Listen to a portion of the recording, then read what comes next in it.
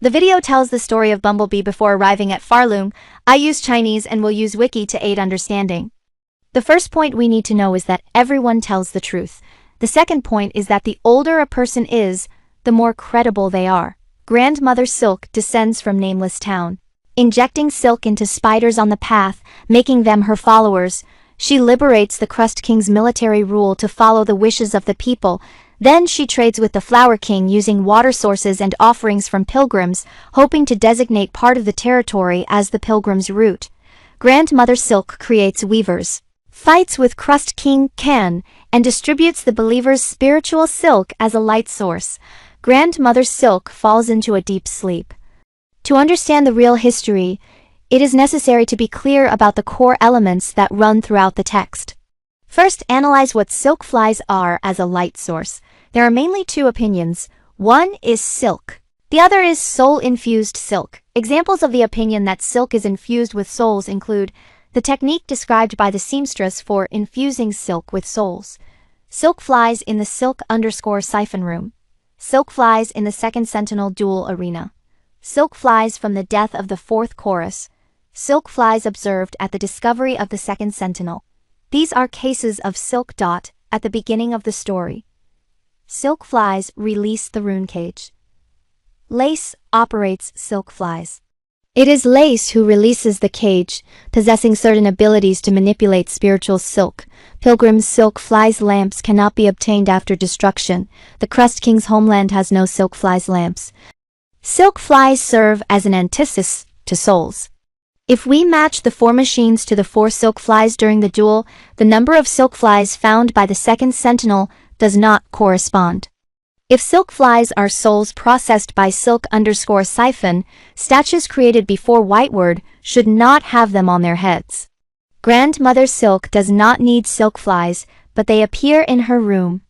If present, it should only be in the room where the guards died. Master Chakra has 5 silk flies on his head, and repeatedly entering and exiting will continuously spawn them. Those little monsters are throwing silk freely in the library. The last seamstress should be understood in context. She refers to the weaver. However, the large number of silk flies appearing after Tono Sprinter is strange in a place without silk. Although there is some background here, it looks different. I am also unclear. In summary, I think silk flies are silk without souls. The fourth chorus can also be interpreted as the large robot needing more silk energy. Whiteward is for extracting the silk from believers to reuse it. There are many vending machines inside the castle. This antique is written to recycle the silk from believers, and those who have never bought silk from vending machines are sent to prison as food. The silk flies after a character's death may be a narrative embellishment. The statues should also be powered by silk flies. The snail is skilled in souls, and there are still candles inside the church. The light that the believers pray for is not only the light of the soul, but also the physical light. Back on topic, the sect was established after Grandmother Silk defeated Crust King Can. Everyone yearned to worship. After Grandmother Silk fell asleep, the followers and weavers prayed for her awakening. When Grandmother Silk was awake or semi-awake, First Sinner discovered the truth and attacked Grandmother Silk, but was instead beaten by her. The slab was founded to imprison the First Sinner, the first person to commit a crime. The first leader of the sect, or the first conductor, believed he was at fault and voluntarily went to prison with his subordinates. According to the oldest statue, the founding religion was very upright. The earliest castles were built of stone, and putrefied ducks were also made of stone, probably from the same period. Therefore, the prison and putrefied ducks have a different architectural style from existing holy forts. Coming from desolation, coming from darkness. Grandmother Silk, you come from a desolate nameless town, you come from a dim path. Summoned to descend, a sacred calling. You have heard our plea, descend upon us. Silence above. Grandmother Silk has fallen asleep. Sisters in unity. Believers, weavers, we strive together. Voices pleading, we implore you to awaken with our song. In the eyes of the believers, imprisoning noble weavers is a grave sin, and the jailers who are believers also atone for this over generations. I cannot fully prove the period of the prison, but his damage is clearly more than this prison. If the floor of this prison were entirely gilded, it could prove that the slab's period is correct. What inserting a soul here means, it was originally done in 2 parts to leave a foreshadowing. In fact, the shell is the soul, which is the shards of bone that can be found everywhere on the map, or one could say that a certain soul resides in the shell. Firstly, both cogwork dancers and 4th chorus are mechanical. When 4th chorus dies, a large number of silk flies appear. Cogwork dancers do not produce silk flies because cogwork dancers are clockwork powered, which also indirectly suggests that cogwork dancers are the work of Grandmother Silk. This indirectly proves that silk flies can serve as power. Similarly, the confessional machines connected to the ground do not have silken power, and the ones on the top floor are the same, using mechanical power. Next, observe that every moving mechanical product explodes in bone shards and silk flies. This elite produces 2 silk flies, which does not conform to the dual soul theory. The architect also releases silk flies and bone shard cores upon death. All crests will be completely extracted of their shells except for the mechanics, which will retain some. The personal understanding of crests is that they are more like memories of the soul. Using the same needle can produce different moves, which requires further study. When learning skills, the shells of both the Black Widow and the statue will be completely extracted. The above serves as evidence that the soul is the shell, which is the bone fragment. As for the void, blue blood, ray, and silk, they may be more unconventional, considered as creations of gods or gods themselves, and will not be discussed for now. This also explains how the bumblebee and little knight acquire souls when fighting monsters, with the bumblebee able to transform souls into threads. It can also explain masks. Masks are considered shells, so different shapes and weights will result in different souls, affecting certain behaviors and personalities. Masks worn on the head due to their large area are more likely to alter consciousness compared to being placed elsewhere. For example, in normal mode and steel soul, wearing a mask correctly represents giving a cocoon, while wearing it the other way represents receiving a cocoon in return for money. The light effects of the 1st and 2nd generations differ. The 2nd generation has 2 wings, the 1st generation has 1 wing, and their names differ. The 1st generation is referred to as the soul. Back to the story, the 1st generation conductor and his subordinates voluntarily went to prison, and the 2nd generation conductor took office. Perhaps it was the 1st generation, after all. It is impossible to determine whether the original leader was called a conductor. The current gilded castle was established at this time. First, let me ask a question. The snail says the hornet is a beast. Is the hornet a beast? Are you operating in front of the screen a beast? The 2nd generation conductor Ramino said everyone praised Silk Mother, but when Silk Mother woke up, she was a beast. What cruel and unrighteous acts did Silk Mother commit? A. Ordered the creation of White Healing Hall for experiments. B. Ordered the pollution of Grohl the Great's territory. C. Ordered the expulsion of Skarsinger Carmelita and seized his territory to build deep docks. D. Imprisoned the original sinners. Whiteward and the pollution occurred in the mid-early period of the castle. Deep docks was established in the early period of the Holy Castle. Obviously, the only thing that happened when he took office was the imprisonment of the original sinners. As a member of the later generation, the 2nd generation conductor did not know what Silk Mother had done before, and he had greater faith in the weaver, so this is his point of view. Insert a question here. What is a mother? And what is a child? Is Hera the mother of the bumblebee? Is the White King the father? Is the Queen Bee the mother of the bumblebee? Is the White Queen the mother of the bumblebee? The White Queen calls the container her child. Is the container a child who has never seen the White Queen?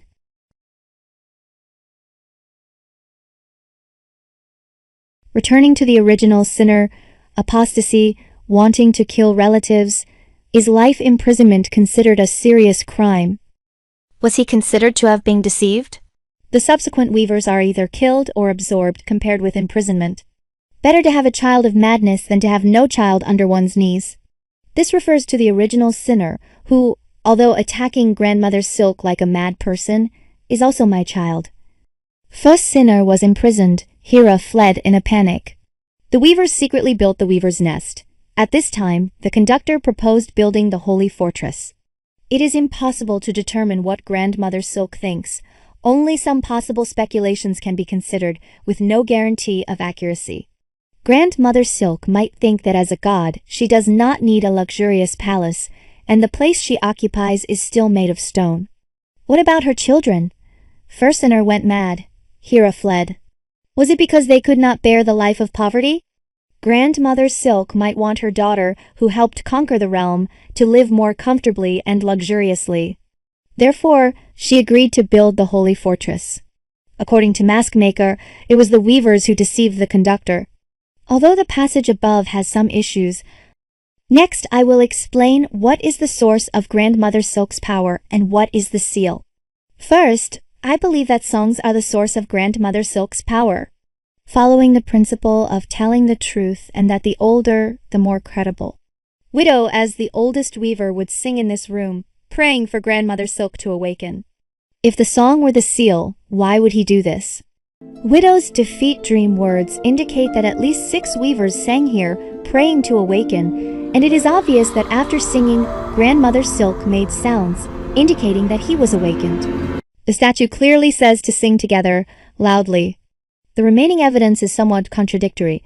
If songs are counterexamples to seals, here the small monsters raised by Silk's spell in coral chambers are singing, it is unlikely that Grandmother Silk did this intentionally. It seems that Grandmother Silk, after driving away the weavers, ruled the holy castle for quite some time, yet would allow such threatening doctrines and corpses to exist.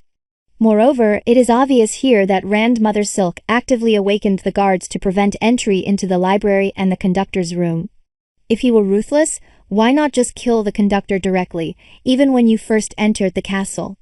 So I tend to think it is to protect the 3 main leaders. This also indirectly explains that the cogwork dancers were arranged by Mother Silk. Finally, a singing pilgrim should prioritize orders to kill and control, so why do most units stop playing when the piano is played? And how did Sherma get into the castle? It certainly wasn't by luck alone. Those called lucky ones are already dead, and suppose singing is an exception to the power. Although the top of the cogwork core disrupts the score, this should be repairable to restore power. But 12th Architect said that he remembered before, it's just forgotten now, not that it hasn't been passed down. There are 2 speculations. First is simply forgotten. Second is it was never passed down at all. Looking at the gear heart, it is said to be forgotten, so it may really just be forgotten. Why hasn't the cogwork core's score been repaired or studied by someone? Lower-level followers, after being controlled by the silk spell, were not made to sing but rather to go shopping or act according to previous routines. From a utilitarian perspective, this doesn't quite fit. In the unpacking, the caretaker directly said the song can hypnotize Grandmother Silk, but as this is informal content, if it is from recent years it is credible, whereas using something from too long ago as evidence seems weak. The remaining parts can be explained in various ways. Lace kills the bug that makes a sound. It could be because the song is meant to hypnotize Grandmother Silk, or it could be that he misunderstood the order. The Archbishop of the Library prays for a prison and sings for the shackles. Both praying and singing correspond to confinement. It can't be that both the prayer and the song are used for hypnosis. The reason for not letting anyone see Grandmother Silk in the end can similarly be explained as the song being a seal, but the prayer increasing power, making it hard to control. Or the song itself increases power, so seeing her is prohibited. The elevator that requires learning 3 hymns to enter represents that learning all the hymns is proof that you are one of us. The 3 statues even say it themselves, go on a pilgrimage. Selma uses singing to soothe pilgrims who are about to be manipulated by the silk curse. It is explained that he is very weak, and his voice is almost inaudible. After Selma leaves, the pilgrims are controlled, and playing the piano can temporarily restore sanity. This can be explained as playing the piano soothes Grandmother Silk through the silk curse, causing her to relinquish temporary control, or it can be explained as hypnotizing Grandmother Silk. This is simply a transmitter effect, and the hidden silk thread doll here also proves this. Ultimately, the doctrine can be altered, as Grandmother Silk, compared to the king, is a god with the authority to freely change doctrines. Also, the singing and prayers here can be explained. Getting back to the main topic, building the castle requires a large amount of ore and heat sources. So they set their sights on the queen ant's territory, which is now deep docks. From Gilly's dialogue, it can be seen that the ant tribe survives by hunting bone beasts, and they are now nearly extinct. Bone beasts refer to him. There are still a few bone beasts in deep docks, which proves that at least half of deep docks originally belonged to the queen ant. The conflict between the queen ant and the castle is also due to reduced territory and food. The snail mentioned a conflict with the queen ant. Silk Mother began unconditionally delivering silk flies to the queen ant as a light source to gain favor. A small part of the territory was lent to the castle as a pilgrimage route. Later, deep docks was built here, and then deep docks gradually expanded and encroached on other territories, infringing upon the queen ant's basic interests, which led to a fight with the castle. Ultimately, the queen ant was defeated and hid in the distant wilderness, carrying out minor acts of sabotage. The castle was built, and Grandmother Silk fell into slumber once more. Why did Grandmother Silk not notice it at first? There's no evidence, only conjecture. Grandmother Silk trusted the weavers and did not harbor suspicion. Grandmother Silk may have needed to send spiritual silk to new disciples, and might have mistakenly thought that her desire to sleep this time was due to insufficient power. The result was that Grandmother Silk fell into slumber again. The conductor and the weavers, to hide the truth, changed from singing pilgrimages in Grandmother Silk's stone chamber in the past to singing in the songclave. This is only speculation. The reason being that this area is spacious, has the first bell hall, and is technically within the chorale chambers. Additionally, there are windows up high, allowing the upper level to observe the followers from above. At the same time, 3 statues were used as elevator doors, with a special song as the password, only accessible to the confidants of the upper level. Why not delete the doctrinal song? Because for the core doctrine, adding or slightly modifying the doctrine is far better than outright deletion. After all, even if the first conductor and his subordinates were imprisoned, the remaining followers were still watching. Proposing deletion would surely have been immediately seen as heresy. Next, let's talk about what a true seal is. I think the weaver has already performed a seal in the construction of the clock, hypnotizing the thread mother. When the clock is activated, chairs appear, and I will start my analysis with the chairs. There are 4 chairs in the game. The first is a free chair for the local residents. The second is a paid chair in the castle. The third is a free chair in the castle. The last is a one-time use factory chair, used to narrate the hardships of the factory. The chair here may be Groll the Great's granary, with a local resident's chair. Below here is a fishery. In front of it is a large area of land for breeding cockroaches. Above, there are hanging corpses, and in the background there are huge houses used for drying, similar to the way Bellhart dries fish. After pollution, the bodies of pilgrims are used as reserve food and hidden deep underground. Here is Groll's chair. After Groll's death, a chair was dropped. At the same time, the map shows Bilehaven. This is their dwelling place. There are also maggots draining for consumption. This is their second local resident's chair. The granary, drying area, and Bilehaven background all have silk flies lamps, which is one of the pieces of evidence that Groll would cooperate with Grandmother Silk. Paid castle chairs. Sherma naively thought the chair was raised by Pharloom for the pilgrims, but in reality, it was to drain the pilgrims' money. If Sherma hadn't opened the chair before arriving, he would still think singing could raise the chair. Perhaps initially, it really could be raised by singing. Among the paid chairs, there are 3 broken chairs. The first is Farfield's, possibly damaged after repeated disturbances by ants. The second is the notorious fake chair, which actually deteriorated over the years after hostility. This chair also proves the cooperative relationship with Groll. In the putrid juice area, there are 2 chairs and a station, all likely built with Groll's consent. The putrefied ducks are directly above Groll. Such a large project could not have been constructed without Groll knowing. As seen from Scarcinder Carmelita and Crust King Khan, they fled far away after becoming enemies of the castle. If it had been hostility from the start rather than cooperation, the current location of the granary chair would have been where Groll appeared. Therefore, Groll must have collaborated with Grandmother Silk before the establishment of the putrefied ducks. This time likely coincides with the period after driving away Crust King Khan and the early rise of Grandmother Silk's religious movement. The last chair was gnawed by mice when Greymore, whose control had weakened, was affected. Why is Greymore said to have weakened control? The crows appearing on the right side of Greymore occupied the territory, and their flags were different from the castles.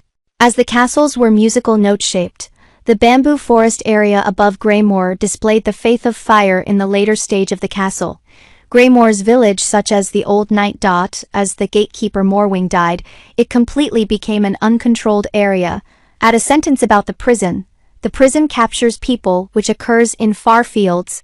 Filewater and Greymore, their purpose is to provide food for the Broodmother, and when you kill the jailer, no one delivers food to the Broodmother, and if you approach him, he thinks you are food and attacks. Now let's officially explain why the bell is sealed. Widow, as an ancient weaver, understands the function of the bell best. Therefore the bell here is sealed with silk. If the bell was not sealed, why would silk be used to lock it? After the bell rings, there will be a huge light and sound display. Afterwards, a free chair will be given to you. Pilgrims are all poor and cannot afford to sit in paid chairs. Usually, free resident chairs are made. If there is a free sacred bell chair, people will inevitably sit in it. What if someone does not ring or sit? You just need to make the door so that 5 bells must be struck. If not, repeat again. There's also silk in the first bell hall, similarly wrapped inside. Here, listen to what the caretaker says about the bumblebee. The first bell hall is related to the 5 bell halls below. The structure below the bell is clearly different from that of the paid chair, the top of the bell. Upon closer observation, in the Grandmother's silk room background there are 2 bell-shaped objects, or possibly trumpet-shaped. Finally, Weavenist Atla has a bell design diagram, which proves that Weavenist Atla was built before the castle. Grandmother Silk should have a period of awakening in the story, so why not dismantle the bell hall? Because the structure of the bell hall might be connected to Pharloom. If dismantled, it would collapse. After dueling with Grandmother Silk, the cradle will collapse. In the third act, it can be seen that the collapse and the upward release of silk threads are different animations. Pharloom is severely damaged in many areas after the cradle collapses. The first bell hall below and Bellheart's bell are directly destroyed. Among the remaining 3 bells, 2 also have falling rocks. However, none of the paid chairs collapse. Only a few of the many chairs experience falling rocks. The chimes, serving as a time report, are also used as a tool to manipulate the populace and serve multiple purposes in sealing Grandmother Silk. The conductor and weavers use a group of recorders on top of the cogwork core to supplement Grandmother Silk with measured power through song. They obtain quantitative spirit silk artificially and then use the chimes as a method to hypnotize Grandmother Silk. Thus, this holy fortress fell into the hands of the weavers and the high-ranking officials. Grandmother Silk, once the supreme deity, has instead become a cog maintaining the operation of the holy fortress. This corresponds with what the mask maker said. Back to the main topic. After the castle was established, the population increased, creating a need for a large water supply, so all the water originally flowing to the sands of Karaik was diverted. It was then redistributed to various places. Consequently, Crust King Khan could only preserve his strength through hardening, waiting for the right moment. Nylith also benefited from this. The lower levels of Shellwood turned into fish ponds due to the influx of water. This explains why Shellwood never experiences rainfall yet has abundant water. The flow of water can be seen from the pipelines on both sides of the castle. I don't consider this purely a supporting structure because such structures are invisible from the high halls. Inside the high halls, there are water pipes that transport water to the top and then back down. Now, let's look at the initial zoning of the castle.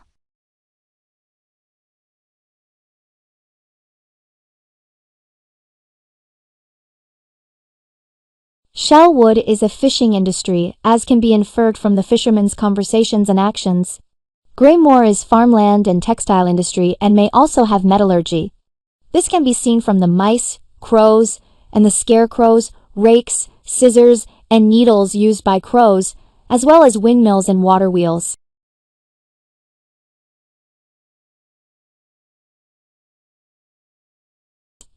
Sherma says Greymoor is a food-producing area.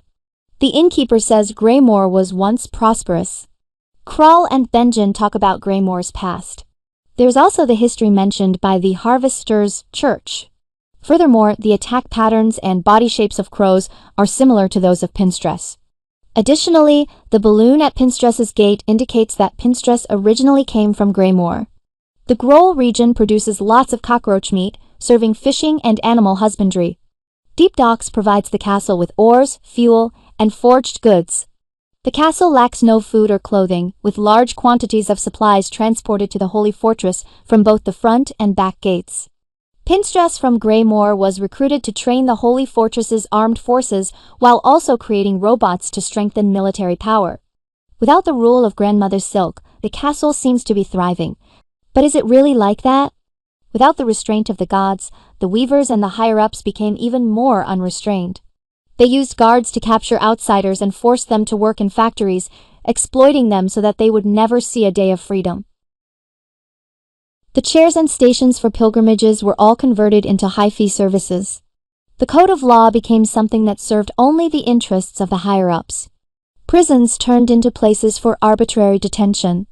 Whiteward, which was supposed to be a place of treatment, became a testing ground for achieving immortality. After many experiments at Whiteward, they could only extend life but fell far short of immortality. So the conductor began to study the mechanical ascension of souls, all under the pretense of serving the gods. Who understands souls best? It is the snail shamans, probably brought in around this time to study together. I originally thought the conductor was killed at Whiteward because he was uncontrollable, but now it seems it was to achieve his ultimate goal of mechanical ascension. 到我原以为指挥家在 Whiteward 被杀是因为无法控制，但现在看是为了达到他的终极目的——机械飞升。There's no doubt that conductor is a villain. He dies in pain like a clown. With the increase in population, the quantified ling silk of Grandmother Silk was insufficient to meet the needs of the upper class, so an order was given for the people of Greymoor to recover silk residue from the factory cremations. The upper class of Greymoor and the lower class of Bywater were converted into Sinners Road. Cockroach meat farming was introduced for the people of Greymoor to eat.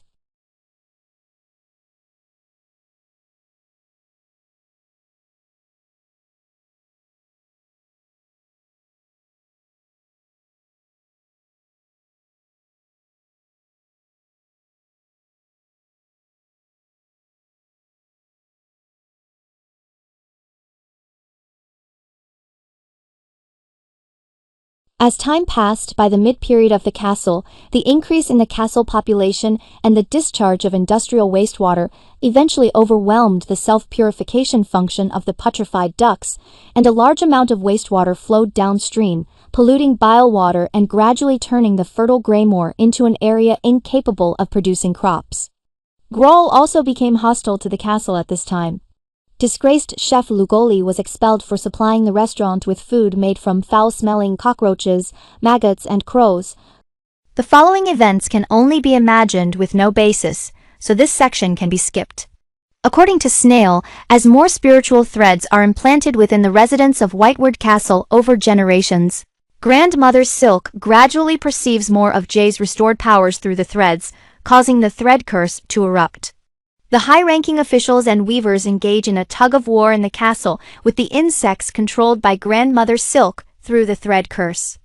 The weavers develop mechanisms to use powerful guards to deal with the thread curse, while also developing traps and weapons and searching methods from the mid to deep abyss during deep dives. On the other side, Grandmother Silk develops Claw Maiden. Once completed, it deprives all threads, sharply reducing the enemy's abilities. Judging by the outcome, it seems that Grandmother Silk was the first to use Claw Maiden, turning the battle one-sided. The weavers were driven out of the castle, and the conductor also fled. The snail and the confused Pinstress were hunted down. It is actually impossible to determine when Pinstress was pursued. The weavers could also have done this, but judging by the feeling of hiding in the putrefied ducts, it should have been after Grohl raised his troops. The weavers damaged the main gate passage of the castle during their escape. Nileth might have been judged by Grandmother Silk to have concealed the weaver's plan, or it could be because the guard's techniques bore traces of his guardian, leading to revenge, or possibly because there was a pattern of his flower on the bell tower. To retaliate, Nileth used Silk Mother to manipulate plants to attack the castle's transport personnel. Meanwhile, he collaborated with the weavers to create the Twisted Bud, using the weaver's reputation in the lower levels for experiments, but repeated trials were unsuccessful. After creating the Twisted Bud, Nileth's power waned and he entered dormancy. The intermediate process of imagination ends, entering a factual timeline. The Pinstress sect fled in different directions, all having the same tense. From dream speech, it can be understood that they were previously very high-ranking, probably the chief instructors. The snails also disguised themselves, with one running to Grohl's territory seeking his help. Grohl seems to believe the snails are castle people, the instigators of the pollution, and no longer trusts them. He kills them to gain power. The weaver used silk threads externally to seal the clock beast and built additional clocks. These were used to implement the Pilgrim's Holy Clock sealing plan, turning the clocks from tools for timed sealing and controlling the behavior of the lower classes into objects randomly sealed by the Pilgrims. When the Pilgrims struck the Holy Clock and entered the main gate, they were forced to fall into the factory because the main road was blocked, preventing the singing from empowering Grandmother Silk. The corresponding measure taken by Grandmother Silk was to release silk curses downwards to control the Pilgrims. At this point, the weaver occupied the outside while Grandmother Silk occupied the interior of the castle. After a period of time, the weaver either escaped or died. With this, the personnel purge was completed. The major hostile forces on the map were now only Grohl and the Queen Ant. The Queen Ant was far from the castle and posed very little threat. Grohl was only a wall away from the castle and posed a great threat. There was a silk curse on Grohl's head, making it easy to kill him. Grandmother Silk owed too much to Grohl as a partner, so she only defended and drove him away. This was also the reason for Grohl's arrogance, as he suffered almost no losses when Crust King Khan clashed with Grandmother Silk and was driven away. If ordinary guards are dispatched, they will be killed by Grohl, so a phantom was created using a mask. He was sent to guard the back door. The phantom is the pure child in dream speech. It is only to drive them away. This can also be seen from the ghostly dream speech in the maze. This is also why the mask maker knows a lot of the inside story. The phantom wears a mask, taking it up in the entrance movement. The mask is clearly visible throughout the battle. Masks have the effect of focusing awareness, allowing them to concentrate on doing one thing. Mask maker does not want to talk to you while wearing the mask, only speaking after taking it off. Another example, a pure vessel. A pure vessel is made from a mask, void, and the White King's soul. Phantom is made from a mask and threads. A pure vessel is required to be dedicated to sealing.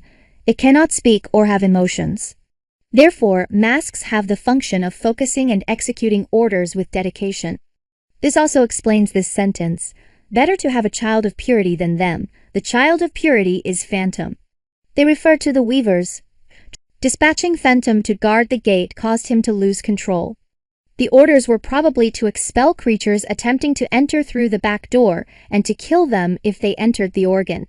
Phantom followed the orders strictly and could not leave. Grandmother Silk's power weakened after creating Phantom, and she was also imprisoned. Only Sinner's Road's staff could be sent to deliver messages and supplies. However, in the maze, they were killed by the ghost girl, as can be seen from the corpses in the background.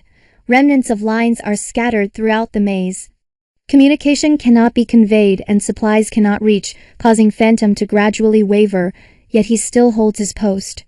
Grandmother Silk had lost contact with Phantom for a long time and thought he was dead. She then created Lace, absorbing the issues from the mask production and choosing to create with pure silk. This consumed a large amount of silk, leaving her power insufficient, and she fell into slumber. Before sleeping, she sent everyone in the castle to capture the Hornet and told Lace that the handheld back door only allows enemies to enter. This is also the reason why the bumblebee came to the castle and found no one. The previously captured weavers may have been for retrieving their power or for experimentation. To ensure the capture of the hornet goes smoothly, there are also 2 such cages in the prison, possibly for experimentation effects when capturing ordinary insects. The specific details of the following story are also mainly imagined and filled in by the mind. Lace arrives at the maze but cannot find her way, so she operates the threads on the spools on the ground, turning them into butterflies to find the path. Thus, Lace enters the inside of the organ. Phantom, following orders to expel everyone, can only meet them in the mirror. Phantom sees that Grandmother Silk has created another child to succeed her. She collapses, believing she has been abandoned. Before Phantom took office, Grandmother Silk gave her many spools of thread. The background and the ground were full of them. So Grandmother Silk did not lack love for Phantom, nor did she abandon her. This also explains why Phantom could endure for such a long time. If she had thought Phantom was flawed upon creation, she would not have provided so many supplies. The two were simply physically disconnected, which is also why Grandmother Silk made lace purely from silk. Lastly, observe one point. Phantom and Lace have no threads on their heads. This signifies Grandmother Silk's absolute trust in them and also proves their nobility as Grandmother Silk's daughters. At the same time, it also explains this sentence. It is better to have a fragile child than to have no children at all. Shadow severed contact for a while, thinking he was dead, and thus created Lace. Otherwise, the second half of the sentence would be different. If there are no children, it is still better than them. So the few words spoken by Grandmother Silk in Lace's silken heart are, "May we awaken." The weaver and the followers pray for my awakening. It is better to have a child of madness than to have no children. The child of madness corresponds to the first sinner. Being insane is better than having none. It is better to have a child of purity than them. The child of purity corresponds to the phantom. They correspond to the weaver. It is better to have a fragile child than to have no children. The fragile child corresponds to Lace. The 4 sentences represent 4 different periods, not just one person. It is common to hear someone say that the child of madness is Lace. Utter nonsense. The heart of silk represents past events, and Grandmother Silk cannot foresee future actions. The child of madness could never correspond to Lace. By my spirit silk, bestow loyal descendants. This responds to the development of the previous story, the wish of Grandmother Silk. A daughter created by primitive life is not to be trusted. Followers are not to be trusted. In the end, only silk can be used. Lace saw Phantom carrying out orders, and since she had no orders of her own, she wandered around aimlessly. The statement by the snail that Lace was killing people in the castle may be due to a misinterpretation of the task, changing the original order into driving away and killing those who entered through the back door. It became driving away and killing people inside the castle. The remaining pilgrims all passed the judicator's trial openly through the main gate.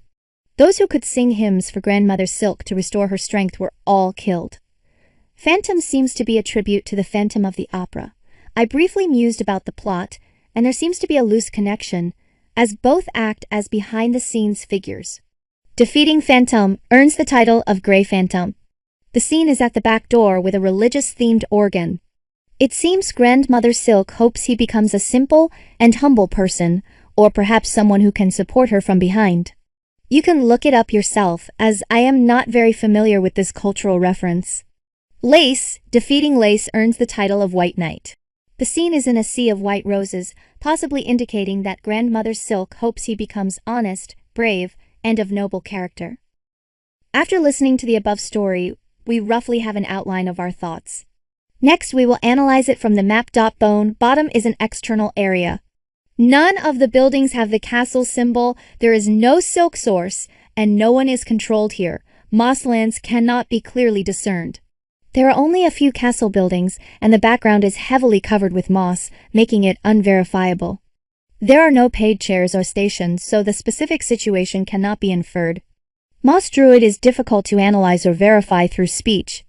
We only know he has lived for a long time, possibly since the era of the 4 kings. The castle lift can reach here. Wormways has some castle buildings.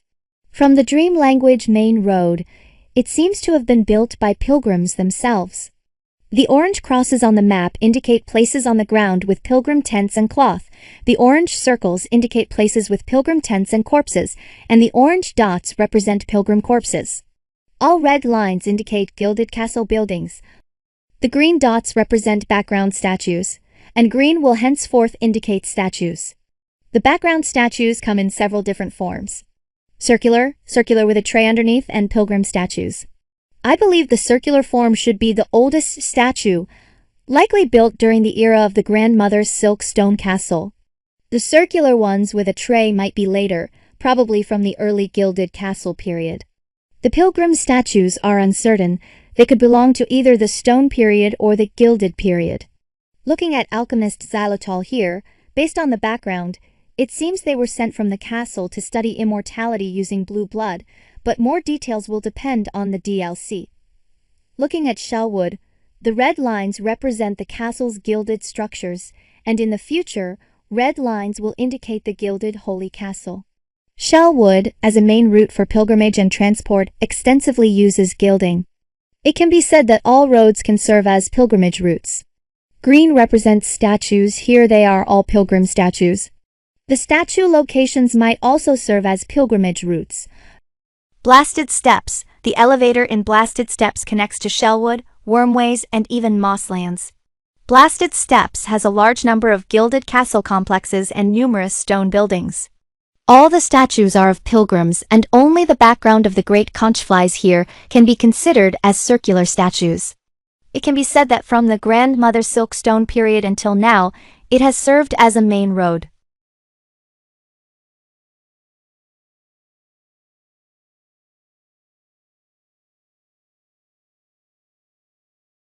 Sands of Karak has only a few gilded castle buildings and no stone buildings. There are pilgrim statues here, and it is speculated that the pilgrim statues might have been carved at the early stage of the gilded castle construction. Judging from the ceiling decorations, it can also be inferred that the stone buildings are not from the same period as the gilded buildings. There are free chairs here, whose structure is the same as the chairs in Memoriam, and not much different from those in high halls. A believer inside a castle holds a key. Coincidentally, there is a door in high halls, so this person may be a senior figure in high halls. But it could also correspond to the high halls door from a merchant. However, the purpose of constructing chairs here is unclear. A possible explanation is as a frontline base for conquering Karakasha River, but that is unlikely since there is nothing to obtain here, and the frontline would not build pilgrim statues. Lastly, it could be for capturing creatures for Memoriam, but ordinary people likely wouldn't be sent for that. It might simply be TC Mercy. The Marrow has many gilded buildings. The red lines indicate, the green dots are statues. The statues near the station have a round base with a tray, and above them are pilgrim statues. The blue lines indicate additional, special holy fortress buildings, with silken threads inside the castle and screw-shaped columns for reinforcement. The chairs at Shellwood and the Marrow should be the initial corridors where free chairs were arranged.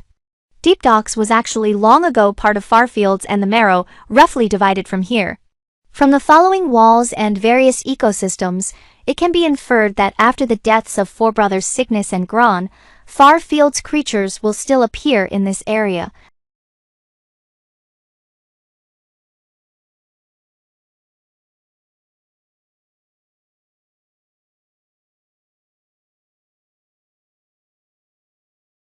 Farfields, the red castle with gilded architecture. The yellow circles indicate points where ants store resources. The yellow crosses mark the initial appearance points of ants, and the green dots are statues. Only the statues here are circular with trays, along with a few pilgrim statues at the station. The rest are all circular. Most of Farfields is the Queen Ant's territory, occupied by the castle. Environmental damage by bone beasts is reduced, leading to hostility. Here, a subversive idea is proposed. The ant tribe has actually always been followers of Grandmother Silk, and the Queen Ant may have always been a partner of Grandmother Silk. It is well known that those who drop prayer beads are likely followers, but there are some special cases. The crows of Greymoor probably do not drop prayer beads as followers. From Dreamspeak, it is known that they attack passers-by to obtain beads, having a habit of collecting. This can be explained by their love for collecting. so they carry them. Although the prisoners in the prison are believers, they do not have prayer beads, which is quite reasonable. The minor creatures in Wisp Thicket are fire believers. They do not worship Grandmother Silk but still have prayer beads, possibly because their leader was originally a believer who escaped from the factory, so they continued this view of wealth, which could serve as an explanation. The people of Bilewater, who are also hostile forces, do not use prayer beads at all, and they drop bone fragments when they die. The rest are creatures without intelligence and only drop bone fragments. The ant tribe merchant can trade prayer beads with you, while ants usually hunt and rest under the silk, and they also drop prayer beads when they die. Ants still have the habit of hanging bone fragments and prayer beads. They may have used bone fragments for trade before Grandmother Silk arrived and used prayer beads after her arrival. So what about the queen ant? She curses the pale, which means she is cursing Grandmother Silk falsely. Let me present another point. Here, Vault Keeper Cardenius says that the weaver is a bad thing. He can see you and knows that you are the weaver. 12th Architect can also see you and says to serve the weaver, but the conductor is behind a curtain. He cannot see you and only knows that you are a guest. That is to say, this game actually has a visual component. Looking at the segments with the queen ant, approaching her involves a short walking stage, while other areas are in running mode. This means the walking mode is the area where the queen ant can see you. You can only hear him cursing the pale while playing the ting in the walking area. Clearly, he is cursing the bumblebee, another pale creature, which is the weaver.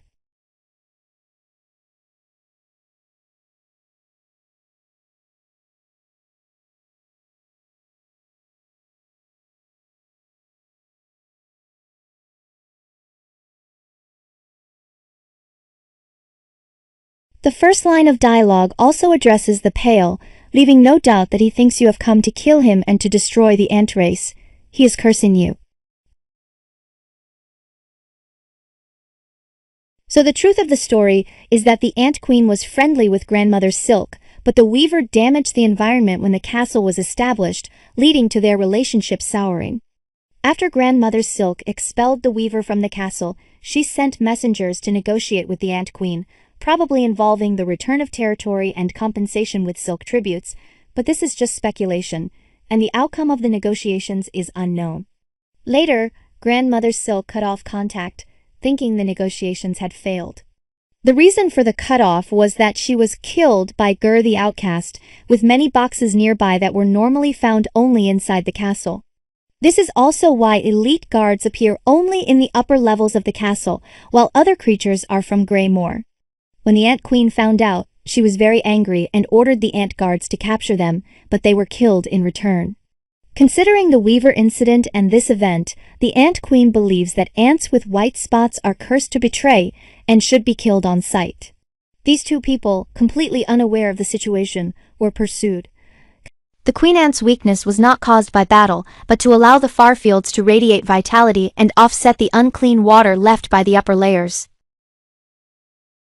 The queen ant is also the only one to use the butterfly lantern in dreams. The other three kings do not use it. Nylith may require natural light and water, Crust King Can is hostile, and Clover Dancers are involved in other trades. Finally, regarding the background, Sands of Karak, Blasted Steppes, the Marrow, and Farfields all use the same background. It is possible that Crust King Khan's territory was larger than imagined, but the boundaries are uncertain. The small amount of background visible in Mosslands is also the same as in the previously mentioned regions. Bellheart, there is very little information, only what the innkeeper said that the previous bell paths were all connected, but later they could not be used. The mayor said it was prosperous before. Finally, it is what the little bell monster said about the bells. Rings from high, hide away, ... Rings from low, hidden prey. Shining shells, find your own. Watch the darkness, hear the bells. I guess he meant that the first bell hall and the other bell halls were built at different times. As for the reason for the formation of Bellheart, the bell hermits said they were just afraid to live here. In short, the dream talk of minor monsters in each region is actually related to the story background of that region. For example, the ants say that this eternal land is ours. They might also question if the song they hear is theirs, and the Ant Queen may say to remember my song, which could perhaps serve as indirect evidence that the song is a seal. Greymoor essentially lacks castle-like architecture. Greymoor and Verdania are both below Bylewater, with wastewater flowing downwards. However, while Verdania perished, Greymoor remained. This is because Greymoor only has a few exposed stones, with the rest completely wrapped in bamboo and cloth, filtered multiple times to become black water. Wisp Thicket. Next to Wisp Thicket there is a section of maggot-infested water, which may be intended to show that the bamboo can block the maggot water. The only clue in Wisp Thicket is the large clock in Bellheart, and a map appears automatically when entering Wisp Thicket. It should be part of Greymoor. The internal clues are only those mentioned on the antiques, as well as the factory workers above. From the background, this should be the deep piles of the factory.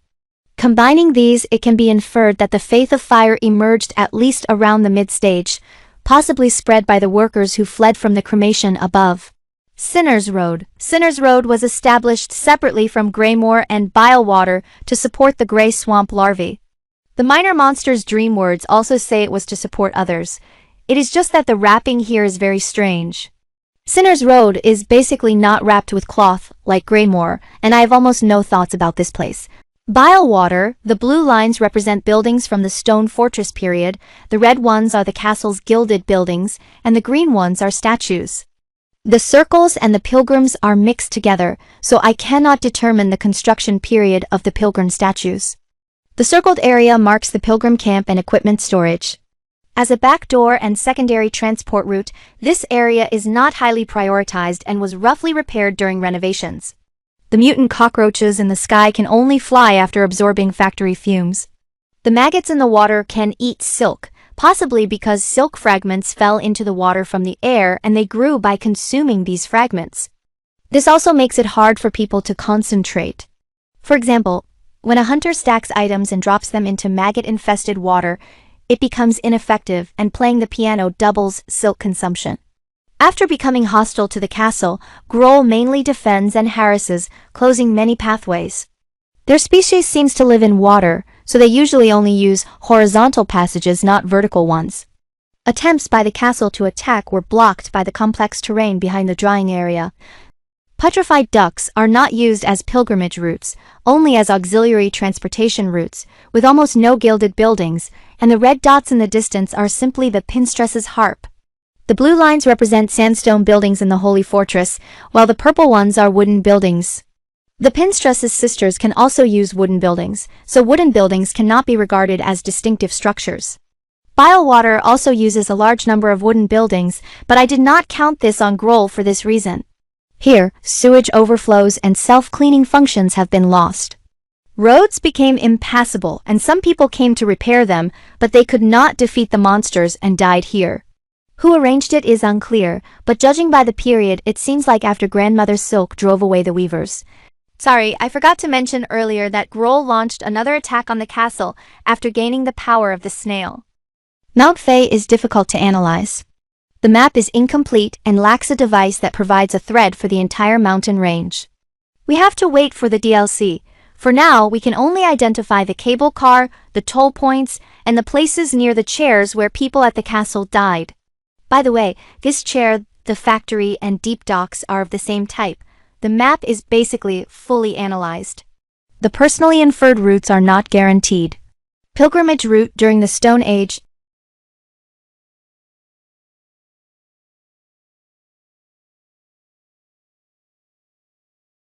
Early pilgrimage route of the Gilded Castle.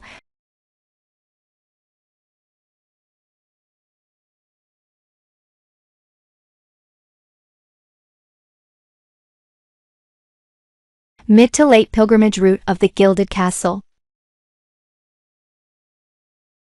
Verdania can only be explained by the Green Prince. The environmental pollution in Verdania seems to be caused by wastewater being discharged downstream. They have the same vegetation. Even deer that could sustain the ecosystem were killed, and the ecology of the Emerald Court was severely damaged. From the deer's words, many statements suggestive of pilgrimage indicate that the Green Prince's partner also seems to be a believer. The assumption that it was the partner speaking comes from the fact that the source of light in Verdania and Crust King Can in the dream did not use silk flies, indicating that ordinary people here do not have faith in silk. I infer that the Green Prince's partner's wish is what was mentioned in the little house, hoping that beautiful scenery comes true. As for Grandmother Silk, she had just reclaimed the castle and happened to have no one available at hand, yet she did not trust others. The Green Prince's partner, due to the ecology of the Emerald Court and domestic opposition as well as issues with his brothers, offered herself as a bargaining chip by being transformed into a cogwork dancer to guard the gate, requesting to manage the ecosystem. Grandmother Silk agreed to order Memoriam to conduct a simulation experiment. Memoriam was established by the conductor's command. Judging from the lack of bone beasts and the sparsity of coral zone animals within Memoriam, the construction period was roughly between the early and middle stages of the castle. It can also be seen from the map that Verdania was built later. The plaque indicates that Verdania's experiment failed and also mentions that Verdania was external. The Green Prince became king by killing the white deer that had never been killed, thus his soul advanced to become king. This can be inferred from the various challenges the young knight faced against the ultimate void deities. The Green Prince, mourning the death of his companion, is likely to have neglected state affairs, leading to Verdania's downfall. Perhaps it was also due to the deer's curse, as the Green Prince turned green upon death. Verdania and Mosslands are very similar, with water lily, glowing insects in the background, and insects wrapped by leaves. Both also possess a strong infectious nature. This can be observed in Memoriam. The reason Verdania's creatures have never invaded Greymoor might be because the deer are tuning, or because Verdania is relatively closed off. The vegetation and monsters of Mosslands have occupied the church and have continuously invaded Weavenist Atla. Weavenist Atla, as we mentioned earlier regarding the room for making clocks, has a room on the right similar to a library, using a large number of scroll designs. This indicates that this room was established during the Gilded Castle period. On the upper workbench is an antique harp with information about Eva. Below it is written that Grandmother Silk has awakened. Eva will tell you that the clock room has traps, indicating that the traps were created after Eva. Eva's birth may have been because the weaver needed an heir or to deal with the soon-to-awaken Grandmother Silk. I cannot determine which was the main purpose, but Eva refers to the traps as another attempt to gain freedom. Incidentally, the weaver's nest in the Snow Mountain workshop also has a small number of scroll walls.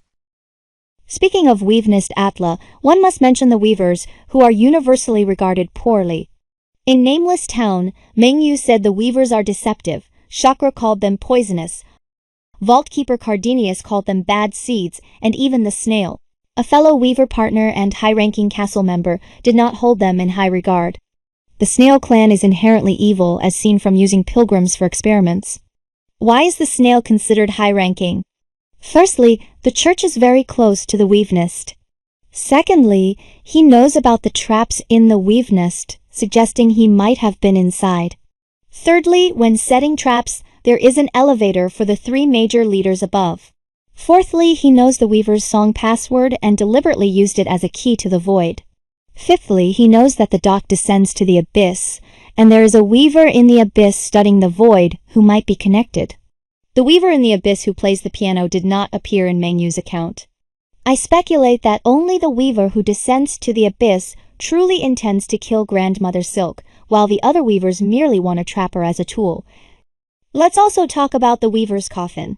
From First Sinner, it is seen that after death they turn into a statue plus remains. Combined with the metallic appearance and stones breaking when jumping, it indicates it was certainly made by humans, not automatically generated upon the weaver's death. This suggests that after other weavers die, their coffins are also made by humans, and the huge towers as well. It can be inferred that Grandmother Silk at the time only gained control of the castle, while the outside areas were under the weavers. The weavers built coffins for themselves upon death. The factory counts as Grandmother Silk's area, hence the simple coffins. This conclusion also explains why the charging chairs along the path and open stations were not changed. Let's take another look at the three great weavers in the antiques. The road weaver was originally probably responsible for the Shellwood area and might have died there as well. The sign he showed while playing the piano said he protected passing pilgrims. This could be the reason he is called the road weaver. The pilgrim statue is now being taken over by other plants, which might have originally been meant to drive them away. Antique statues generally depict the weaver's followers. His statue is also in shellwood, while Nylith and Greyroot are all in shellwood, and the flower collection quests are also here. It's hard not to imagine a connection between them. Twisted Bud itself is merely a physical parasite. This can be understood from the surgery and the third act when using Twisted Bud to communicate with the snail. The ending of Twisted Bud should be that it successfully parasitizes when the Silk Mother and the Hornet are weakened. The cage that traps the Hornet would be destroyed by Twisted Bud, possibly because it seals the Hornet's power. After breaking out of the cage, the Hornet's power would recover and suppress Twisted Bud. Here we reintroduce information about Nylath. There are many pilgrim statues along Nylith's road, but no gilded buildings, and there are stone carvings where the ground jumps here. The background at the start and during the battle with Nylith has stone buildings. And combined with what Snail mentioned last time, it is inferred that Nylith should have reached an agreement in front of a gilded castle. Looking at the bodies in front of Shrine Guardian Seth indicates that no one has invaded Nylith's location, but Nylith is in a weakened state. This shows that some power was certainly used, so it is inferred to be related to Twisted Bud. Additionally, Shellwood has similar roots without wastewater, and Greyroot requires a purple toxic flower to perform the ritual. The ritual mentioned many times by Mayor Pavo, combined with the Weaver statue, suggests he cooperated in creation after the Weaver was driven out of the castle. Furthermore, the final dream speak may indicate that Bilewaters plants are also related to him, although most of it seems unlikely. As for Nylith, he did not die. Observing the heart's position, he previously had small flowers and flowing water, which disappeared after the heart was removed. At Moss Grotto, the position of the statue is handled by the Cure Weaver. The given ability is Silk Spear, the same icon as Whiteward. Whiteward's instrument is also a spear, and he must have been involved in Whiteward's matters as well. His lute card is covered by the residents' cards, and after playing the lute, his words are displayed, born into entrapment without realizing it. It seems he holds these pilgrims in great contempt. He is probably the one who died here, and also the one whose bell beast was entangled by the threads. Although it is promoted that one should walk to the castle, what if someone enters the castle by carriage, as described by this pilgrim? This would cause the pilgrim's sealing plan to fail, so the bell beast is locked away. This is also why the bell beast saw you using Silk Spear on it. Atla, the Time Weaver, is the founder of Weavenist Atla and also the creator of the clock, Eva, and the traps, and may be involved in other plans. The runes are in prison, seemingly allowing his followers to enter the prison to seek the first sinner. I tried to consider the first sinner as Atla, but their silhouettes do not match, so I think they are not the same person. If the first sinner is imprisoned by the Weavers, his followers should be able to find the first sinner, but in fact they are not in the same room. Why didn't the Weavers use their control over time to rescue him? The Weavers might have thought that the first sinner would attack Grandmother Silk as soon as he was released, causing her to awaken, so they only considered releasing him when Grandmother Silk was about to awaken. Knowing too much of the truth is not good. Just like the Pope of the library, the statue was found in his room. After discovering the statue, the Pope continually sought the truth and uncovered the original history of the castle.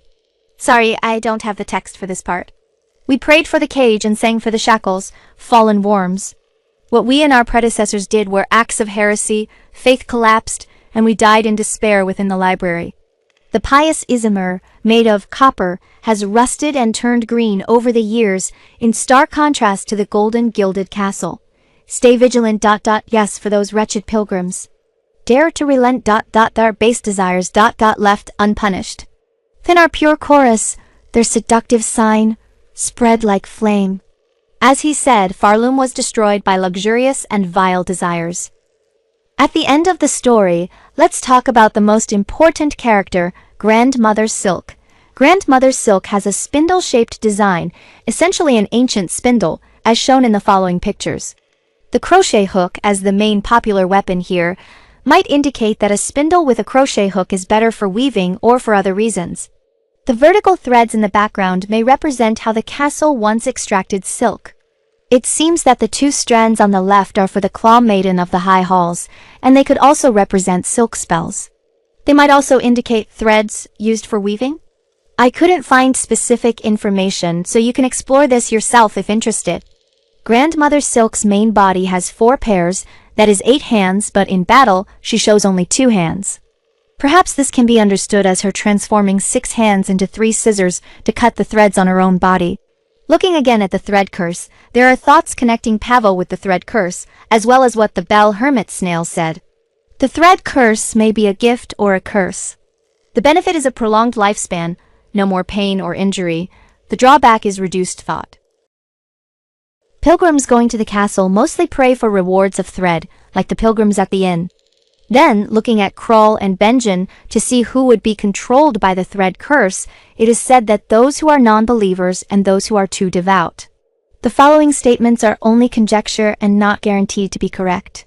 According to Kroll and Benjen, the non-believers are basically enemies, using the thread curse to control them to prevent rebellion, such as the crows, those from Bilewater, and some unintelligent but threatening ones. It's unknown if the monsters from Wisp Thicket count. The followers are given thread via the thread curse, such as pilgrims, various staff, and believers. Finally, there are those without intelligence but who have spirit thread in their bodies and are not a threat. That would be this little bird, which is not controlled by the thread curse. The innkeeper said that only strong people come. Pilgrims who are physically weak are the ones controlled by the silk curse. According to this, it is possible to use the silk curse to prolong life, otherwise they would die on the journey. Fleas entangled by the silk curse do not show invasions any more than normal. Clearly, the fearful pilgrim died as soon as they set out, and Peb was controlled as soon as they left. The distribution of the silk threads in the silk curse is also interesting. There are more visible threads on the left, while on the right there is residue from factory pollution, making fewer threads visible. In other words, Grandmother Silk releases the silk curse partly to make control convenient and partly out of goodwill. These circumstances also show that animals controlled by the silk curse do not attack pilgrims who are controlled by it. Tisei does not want anyone to enter the Queen Ant's territory in Act 2, perhaps because the bone beast is problematic and the silk curse might attack the ants. Various clocks and metal bells do have a certain resistance to silk curses. For example, shopkeepers and antique collectors can prevent silk curses from invading simply by closing the clock.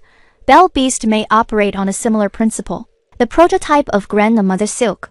Grandmother Spider, also known as Spider Grandmother or Kokangwudi in Hopi, is an important figure in Hopi culture and mythology.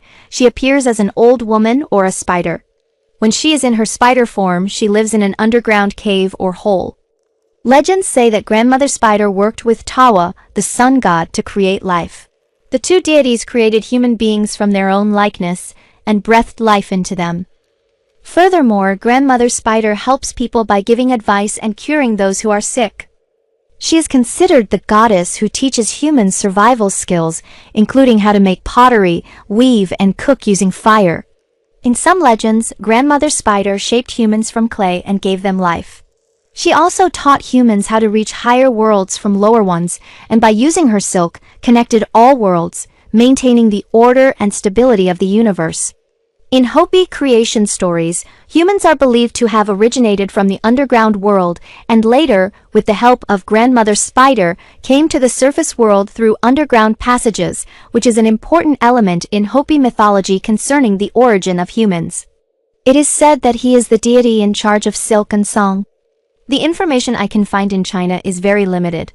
You can look it up yourselves. Finally, some miscellaneous talk. Anyone can learn to play the piano by looking at the dialogue instructions, so does that mean you can hear it because there are threads in your body?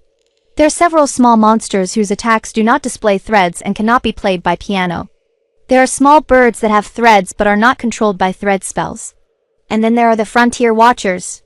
Here it can be seen that hardening is the racial trait of the Shell King, so the Shell King is not dead. His attacks have no spiritual threads, but in death he has threads, which can be heard by playing the piano as dream speech. Finally, there really are no spiritual threads. Trabio has none, but he is too insane. Seth, controlled by Nilith, I believe his green scarf is the controller. His attacks have no threads, and after being defeated, there are no threats. There's a response when playing the piano, but I've never succeeded in playing the piano during battle. Does anyone else know the answer? The above examples seem to suggest that playing the piano does not require threads inside the body. At the factory, there is a circular statue, and the statues on both sides should have undergone gilded modification. The depth of Silksong's themes and the breadth of its characterization provoke profound reflection. It prompts thoughts on religion, parenthood, the divine and humanity, industrialization, and environmental destruction. It begins with ordinary characters, exploring Sherma's growth journey and the noble spirit of Garmand and Zaza, along with various other characters. The plot undoubtedly reaches a pinnacle. Silksong, a song dedicated to grandmother Silk. Silksong, a song dedicated to Silk.